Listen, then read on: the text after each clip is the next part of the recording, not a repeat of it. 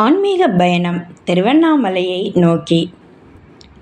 நாங்கள் ஆன்மீக பயணமாக திருவண்ணாமலைக்கு செல்லலாம் என்று முடிவு செய்து காலை 5 மணிக்கு கிளம்பினோம்.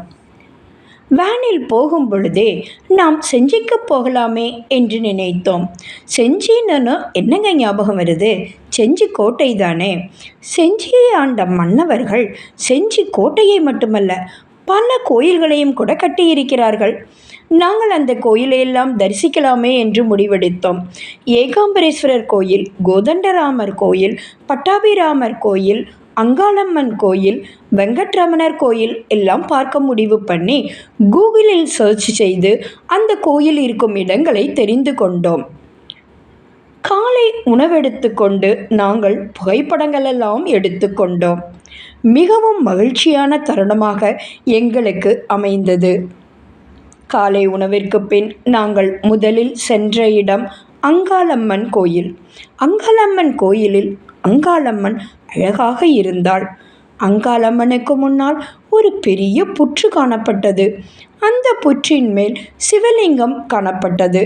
நாங்கள் அந்த சிவலிங்கத்தை தரிசித்துவிட்டு அங்காளம்மனையும் தரிசித்து மகிழ்ந்தோம். அங்காளம்மன் கோயிலுக்கு பிறகு நாங்கள் சென்ற இடம் கோட்டைக்கு அருகிலுள்ள ஏகாம்பரேஸ்வரர் கோயிலுக்கு. அழகாக பசுமையான புல்வெளிகளுக்கு இடையில் மிகவும் அற்புதமாக அமைந்திருந்தது கோயில். அந்த கோயிலில் உள்ள தூண்களைத்தான் பாருங்களேன். தூண்களின் அமைப்பே சொல்கிறது இது நாயக்கர் காலத்தை சார்ந்த தூண்கள் என்று. கலைநயம் மிக்க இந்த தூண்கள் கோயிலுக்கு அழகுக்கு அழகு சேர்த்தது. இந்த கோயில் தூண்களில் அனுமர் சிலை கூட காணப்பட்டது. சிவபெருமானை தரிசித்தோம்.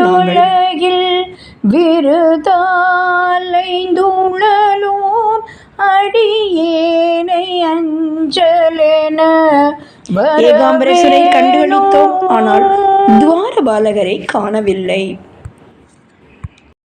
ஸ்ரீதேவி பூதேவி சமேத ஸ்ரீ வெங்கட்ரமணர் திருக்கோயிலுக்கு சென்றோம். அதன் பிறகு நாங்கள் சென்ற இடம் பட்டாபிராமர் கோயில். இந்த கோயில் ஸ்தம்பத்தில் கருடனும் ஆஞ்சநேயரும் சிற்பமாக காணப்படுகிறார்கள். இந்த கோயிலுக்கு முன்னால் 12 தூண்கள் கொண்ட ஒரு அழகான மண்டபம் காணப்படுகிறது.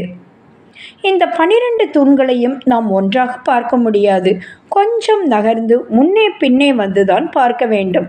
மிகவும் அழகாக இருந்தது. அந்த இடத்தில் மிகவும் அழகாக இருந்ததால் நாங்கள் நிறைய புகைப்படம் எடுத்துக்கொண்டோம். ஸ்க்ரீன் பிளேன்னு இந்த காலத்தில் சொல்கிறாங்களேங்க. அந்த காலத்திலேயே இந்த கோயிலுக்கு நம்ம நுழைஞ்ச உடனே அந்த சுவரில் ஸ்க்ரீன் பிளே மாதிரி அவ்வளவு சிற்பங்களை அழகாக தெளிவாக செதுக்கி வைத்திருக்காங்கங்க. நிறைய புராண விஷயங்கள் எல்லாம் அந்த சிற்பத்தில் காணப்படுகிறது. ஒரு பக்கம் பார்த்திங்கன்னா ராசிகள், இன்னொரு பக்கம் பார்த்திங்கன்னா அந்த ராசிக்கு வணங்க வேண்டிய தெய்வங்கள்னு காணப்படுகிறது. அது மட்டுமல்லங்க, நிறைய புராண விஷயங்கள், நரசிம்மர், தசாவதாரம், கஜலக்ஷ்மின்னு நிறைய விஷயங்களையெல்லாம் நாங்கள் அந்த ஸ்க்ரீன் பிளேயில் கண்டு கழித்து மகிழ்ந்தோம். மிகவும் ஆச்சரியமும் பட்டோம். இவ்வளவு அழகாக உள்ள இந்த கோயில் மிகவும் சிதிலமடைந்து ஒரு மூல விக்கிரகம் கூட இல்லாத நிலையை கண்டு நாங்கள் மிகவும் வருத்தப்பட்டோம். செஞ்சி ஒரு வலுவான கோட்டையாகத்தான் அந்த காலத்தில் இருந்திருக்கிறதாக நம்ம படிச்சிருக்கோம். ஆனால் போர் பல ஆண்டுகளாக நடைபெற்றதாம். போரில் பகைவர்கள் கோட்டையை மட்டும் இல்லைங்க, கோயிலை கூட சிதைச்சிருக்காங்க. அவங்க கோயிலை எந்த அளவுக்கு சிதைச்சிருக்காங்கன்னா மூல விக்கிரகத்தை கூட விட்டு வைக்கலைங்க. கோயில் இறைவனின் இருப்பிடமாக அந்த பகைவர்களுக்கு தெரியாட்டா கூட ஒரு கலைக்கூடமாக கூடவா தெரியல அப்படின்னு நினைத்து நாங்களெல்லாம் மிகவும் வருத்தமடைந்து திரும்பினோம். தேவார பாடல் பெற்ற அருள்மிகு உண்ணாமலையம்மை உடனமர் திரு அண்ணாமலையார் திருக்கோயிலுக்கு சென்றோம். எத்தனை முறை சென்றால்தான் என்ன, ஒவ்வொரு முறை செல்லும் பொழுதும் முதல் முறை செல்வது போன்ற ஒரு பரவச நிலையே கிடைக்கிறது. அந்த பரவச நிலையை நாங்களும் அடைந்தோம். நேரமில்லாத காரணத்தினால் வேனிலேயே நாங்கள் கிரிவலம் சென்று வந்தோம். எங்களுடைய தோழியின் கணவர் முன்னேற்பாடு செய்து வைத்திருந்தபடியால் எங்களுக்கு மிகவும் சிறப்பான தரிசனம் கிடைத்தது. அண்ணாமலையாரையும் உண்ணாமலை அம்மாளையும் நாங்கள் தரிசித்து மகிழ்ந்தோம். மிகவும் மகிழ்ச்சியாக இருந்தது.